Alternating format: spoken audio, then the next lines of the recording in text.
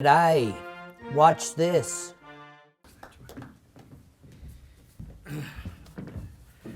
Yeah, I went to the University of New England and I majored in beer and football and chasing girls, pretty much like everyone else, and at the end ended up with a degree more by good luck than probably good management. But it did teach me how to think, and it taught me how to be quick on my feet. I think probably Jai's introduced me. We've been around at Tyrrell's for 158 years, and our base has been on the same block of land that my great-grandfather took as a conditional purchase in 1858. Just to place myself in this, I'm not anti-mining, I'm not anti-development. But I do believe very strongly in the need for food security and water security. I think if a nation is unable to feed itself, then it's got pretty serious security problems. And it's got problems employing its people. Quote I used a while back is, you can live without electricity, but you can't live without food and water. And that's something we need to consider through all of this debate. Mining's got a place, like everything else, but it doesn't have a place where there are existing successful industries that are growing and employing and going ahead. It has, like any other industry or any other person, it has no right to push something that's existing and good, no right to push that aside. With coal seam gas, all my geologist mates that I went through university with, and Armidale was pretty good in those days, tell me that if you go over the Great Dividing Range and you keep going till you hit the Indian Ocean, it's pretty much all floating on gas. So there is, and in their opinions, probably no reason to be in here on the coastal strip in the good country, putting that at risk. A little bit of where the Hunter is, and I think we need to be put into context before we go on with this. The wine industry in the Hunter Valley got its start in the late 1820s. One of the great decisions of the New South Wales government, actually, that it opened it up really to break the power of the rum corps and to get an alternative source of alcohol for the colony. So we've been around that long. Companies like the Draytons and ourselves have been there since those early days, but names like McWilliams, Lindemans, Wyndham Estate are all names that have been through that history.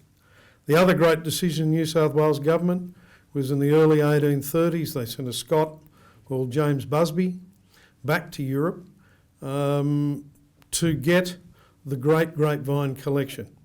He spent a couple of years floating around Europe, enjoying himself, but he left Europe with 800 different grape varieties and different clones of varieties. About half of that collection made it back to Australia. Half of what came here went to the Botanic Gardens. Most of that died. The other half went up to his father's property in the Hunter. And that is really the basis of our wine industry. Around 1900, phylloxera, little aphid, wiped out Europe's grapevine industry, or wine industry, wiped out Victoria, wiped out Sydney. There was extensive vineyard here in those days. It didn't go to the Barossa and it didn't go to the Hunter. So today, those two areas, the Hunter and the Barossa, are really the great repositories of original European grapevine material that exists in the world. We have 13 blocks of vineyard over 100 years old. The oldest block of Shiraz was planted in 1867. And I'm lucky enough to buy those grapes, and they're fantastic. So those are the things, some of the things that we start to put at risk. Hunter Semillon is one of the 3 unique wines that we make in Australia, wines that you can't find, again, anywhere else in the world. You can't find northeast Victorian fortifieds, those wonderful muskets and tokais. Nobody else makes sparkling Shiraz, and nowhere else makes Hunter Semillon. That now is both nationally and internationally accepted as one of the real living treasures of the world wine industry. And that's not just in Australia, that's now throughout the world. So we have those things that are unique to us. To bring it into current times, actually to take it back in quality. In the 1860s, there was a Frenchman brought out to teach the locals to make wine. And he exhibited 3 years in a row in the Paris exhibition, and then he was banned from exhibiting because he won everything. And the French were not happy with that, so he got kicked out. Today's terms, last week, James Halliday's Wine Companion for the Year was released. Of the Semillons that got 96 and 97 points out of 100, all of them came from the Hunter Valley, and they came from 14 different countries. Our current release of that one, 2006, is out there in the market with 7 trophies and 13 gold medals. Got another one last week. Our Shiraz is one of the most distinctive styles in Australia, and one that this year with the rain we lost our Shiraz crop.